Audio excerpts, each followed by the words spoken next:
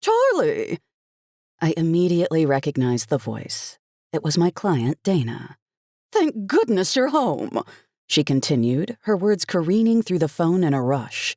I have an emergency and I need your help. An emergency? I asked, tucking the receiver between my ear and neck, trying not to sound as skeptical as I felt.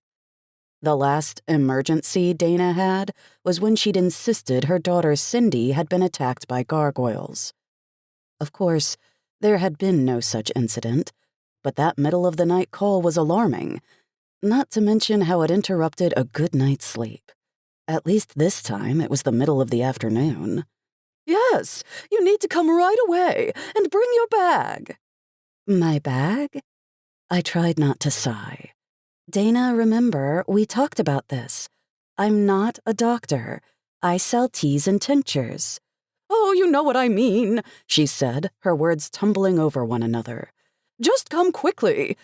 If there's a real emergency, maybe you need to call a real doctor, I said. We don't have time for a doctor, Dana said, her voice impatient.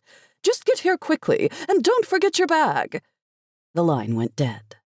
I looked at the phone and then over at Midnight, my black cat, who was watching me from his perch in the warm sun.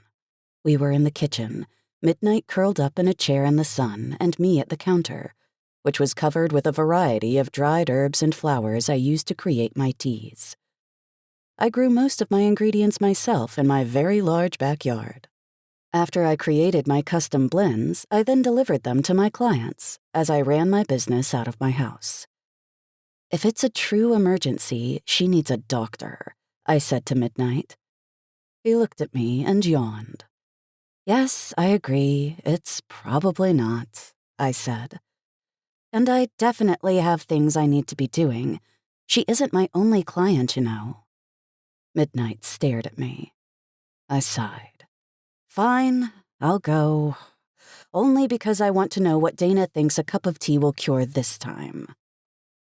Oh, Charlie, there you are. What took you so long? Dana asked with a frown. She took a step back and gestured for me to come inside. It's only been 15 minutes, I started to say, but immediately left it there.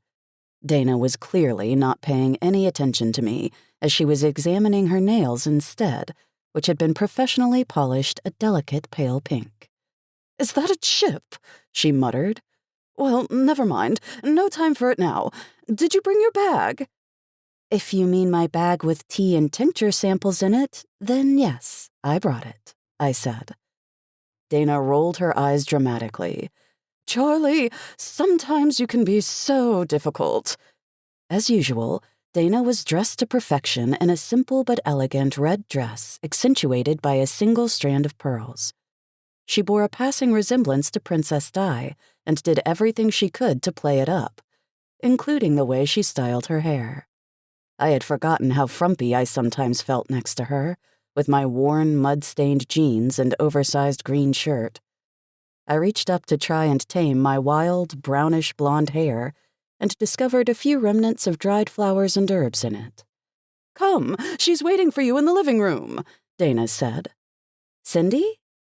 Cindy was her teenage daughter, whose fashion sense was the polar opposite of her mom's. Cyndi Lauper all the way. Heavens, no, Dana said as she started walking through the house. It's my niece, Anastasia. I didn't realize you had a niece, I started to say, but my words were drowned out by loud, petulant voices emerging from the living room. No, that's not going to work. Don't you see? It's all ruined. How can we possibly go on? Dana's face paled. Oh dear, now what? She muttered before rushing forward, her heels clacking on the smooth tile. Anastasia? Dear, what's going on? I quickly followed, turning the corner that led to the living room, which revealed quite a scene. A tear-stained young woman sat on the couch, her mascara streaked down her face and her white blonde curls falling out of a messy ponytail.